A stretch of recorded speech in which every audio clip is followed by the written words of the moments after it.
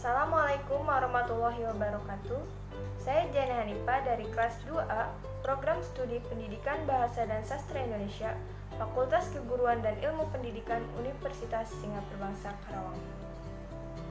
Video ini dibuat untuk memenuhi tugas mata kuliah Apresiasi Prosa Fiksi Indonesia yang diampu oleh Ibu Perina Meliesanti SSMPD. Pada video kali ini, saya akan mengapresiasi novel Kau Begitu Sempurna. Judul novel ini, Kau Begitu Sempurna, karena sempurna itu tidak menuntut sempurna. Yang ditulis oleh Arini Nurul Haq dan diterbitkan oleh Wahyu Kolbi di Jakarta pada tahun 2015. Jumlah halaman dari novel ini 148 halaman. Dengan nomor edisi ISBN 602-7331526. Selanjutnya saya akan membacakan sinopsis dari novel ini. Novel ini menceritakan tentang perjalanan hidup seorang perempuan yang bernama Arini, si penulis novel ini sendiri. Dia mengalami kelainan pada kakinya yang disebut multifaktur. Begitulah nama dunia medis menyebutnya, di mana kondisi patah di anggota gerak yang dia alami sejak lahir, sehingga mengakibatkan dia tidak bisa berjalan seperti anak-anak pada umumnya. Di usianya yang ketiga tahun, dia hanya bisa melihat teman-teman sebayanya bermain, sedangkan dia hanya bermain di rumah sendirian. Semakin lama, dia semakin beranjak besar. Teman-temannya semuanya bersekolah. Melihat itu, Arini pun ingin bersekolah juga. Tetapi pada saat ayahnya mendaftarkan ke sekolah, dengan cepat dia ditolak oleh sekolah tersebut karena melihat kondisi fisiknya. Arini pun mendaftar di sekolah lain dan akhirnya diterima. Di sekolahan itu dia sering diejek oleh teman-temannya.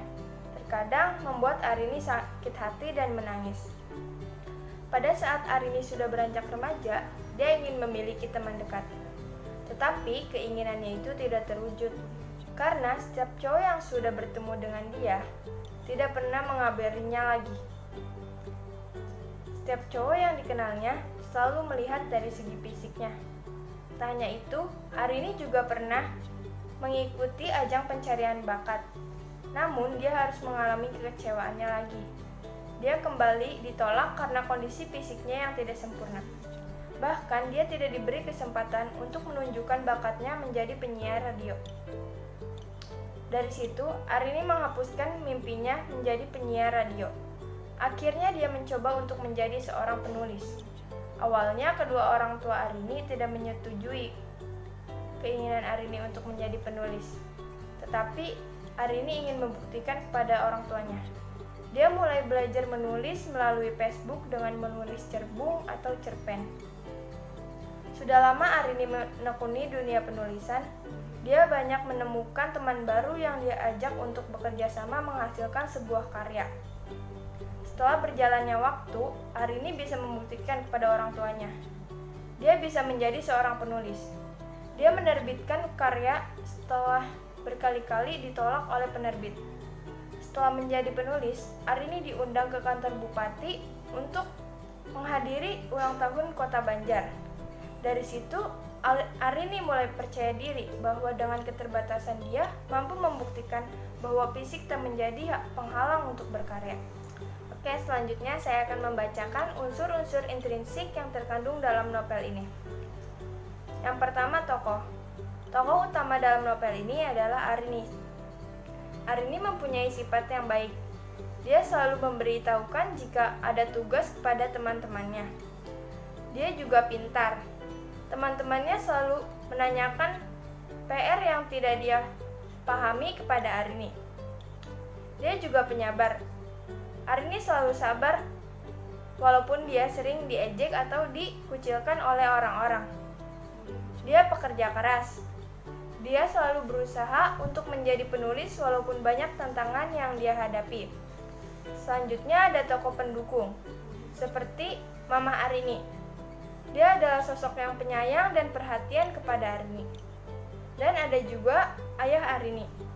Ayah Arini adalah sosok yang penyayang dan selalu menuruti apa yang Arini mau. Ada juga Ana, Huda, dan Pia. Dia adalah teman sekolah Arini yang baik. Ada juga Nopito. Dia teman Arini, tapi dia mempunyai sifat yang bandel. Selanjutnya ada alur. Alur yang digunakan dalam novel ini adalah alur maju atau progresif. Dan ada latar. Latar tempat yang digunakan di Solo, di sekolah, di Banjar, Kalimantan Selatan, di rumah, di supermarket, dan di pantai. Dan keterangan waktu yang digunakan ada pagi hari, siang hari, sore hari, dan malam hari. Selain itu, suasana yang terdapat pada novel ini sedih, kecewa, dan bahagia. Selanjutnya, sudut pandang. Sudut pandang yang digunakan dalam novel ini adalah sudut pandang orang pertama tokoh utama. Si penulis masuk dalam cerita tersebut sebagai tokoh utama. Segala hal yang berkaitan dengan pikiran, perasaan, tingkah laku, dan kejadian yang tokoh aku lakukan akan digambarkan pada cerita tersebut. Bahasa yang digunakan adalah bahasa yang mudah dipahami, seperti bahasa yang ada dalam kegiatan sehari-hari. Tema dalam novel ini tentang kehidupan. Amanat yang saya dapat dari novel ini, kita harus selalu bersyukur dengan apa yang telah Allah berikan kepada kita dan jangan pernah memandang seseorang dari segi fisiknya. Selain itu, saya mengapresiasi melalui pendekatan emotif. Pendekatan emotif bertujuan untuk menemukan unsur-unsur yang menyelami emosi atau perasaan pembaca. Di dalam novel ini ditemukan deskripsi yang sangat mempengaruhi pembaca. Ada perasaan sedih dan kecewa ketika Arini ditolak oleh salah satu sekolah dan ajang pencarian bakat karena kondisinya yang tidak sempurna. Dan ada juga perasaan bahagia ketika Arini berhasil menjadi penulis yang menghasilkan banyak karya. Selanjutnya yang terakhir, semua karya pasti memiliki kekurangan dan kelebihannya. Hal ini disebabkan untuk membangun sebuah karya itu menjadi jauh lebih baik. Kelebihan dari novel ini, tampilan covernya yang sangat menarik. Dan isi dari novel ini semuanya bernuansa biru. Sedangkan kekurangan yang ada dalam novel ini, ada kalimat yang sulit dipahami karena kata-katanya yang berbelit. Kemudian saya merekomendasikan novel ini untuk kalian baca karena banyak pesan moral yang terkandung dalam novel ini yang bisa dijadikan pelajaran untuk kita. Sekian penjelasan mengenai apresiasi novel dari saya. Kurang dan lebihnya mohon maaf.